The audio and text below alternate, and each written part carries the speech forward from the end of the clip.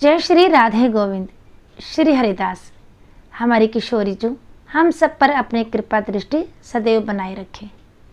तो आज हम इस वीडियो में एक और कार्तिक स्नान की कहानी लेकर आए हैं। तो चलिए अपनी कहानी शुरू करते हैं। किसी गांव में एक बुढ़िया रहती थी और उसका एक बेटा व बहू भी साथ रहते थे। कार्तिक का महीना आया तो बुढ़िया ने बेटे से कहा कि वह कार्तिक स्नान के लिए जाएगी और 1 महीना वहीं रहेगी। यह सुन उसके बेटे ने अपनी पत्नी से कहा कि माँ के लिए 30 लड्डू बनाकर दे दो ताकि वह पूजा पाठ कर कुछ खा सके। बहू ने गुस्से में आकर 30 लड्डू बनाकर दे दिए। बुढ़िया नदी किनारे कार्तिक स्नान को गई और वहीं किनारे पर एक झोंपड़ी बनाकर रहने लगी। बुढ़िया रोज सवेरे उठकर स्नान करती और जैसे ही एक लड्डू निकालकर खाने लगती तो हनुमान जी बंदर के रूप में आते तो बुढ़िया वह लड्डू खुशी से बंदर को दे देती। इस तरह कार्तिक का पूरा महीना बीत गया। सभी 30 लड्डू हनुमान जी बंदर के रूप में खा गए। कार्तिक का महीना समाप्त होने पर बुढ़िया वापस जाने को तैयार हुई तो हनुमान जी प्रकट हो गए और उन्होंने बुढ़िया की उस कुटिया की जगह पर एक आलीशान महल बनवा दिया। बुढ़िया का पूरा महल धन दौलत से भर गया। उसकी काया निरोगी हो गई। अन्न के भंडार से महल भर गया। इतना सब होने पर वह धूमधाम से अपने बेटे के पास गई।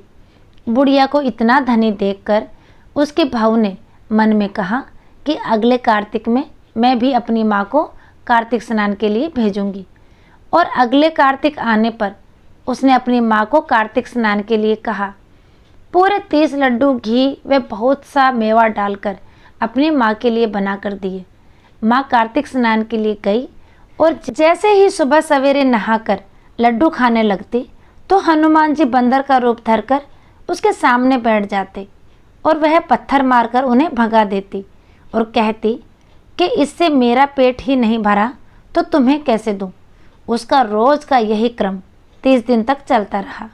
कार्तिक का महीना समाप्त हुआ तो हनुमान जी फिर से प्रकट हुए और उन्होंने बहू की माँ की कुटिया को कूड़े कचरे में बदल दिया और उसकी माँ को डोकर बना दिया, यानी कि बुढ़िया बना दिया। कार्तिक महीना समाप्त होने पर बहू ने भी अपने पति से कहा कि कार्तिक का महीना खत्म हो गया है, आप मेरी माँ को गाजे बाजे के साथ लेकर आओ। लड़का अपने सास को गाजे बाजे के साथ लेने गया तो वहाँ देखता है कि कुटिया की जगह कूड़े का ढेर लगा है और उस पर उसकी सास डोकरिया बनकर बैठी है।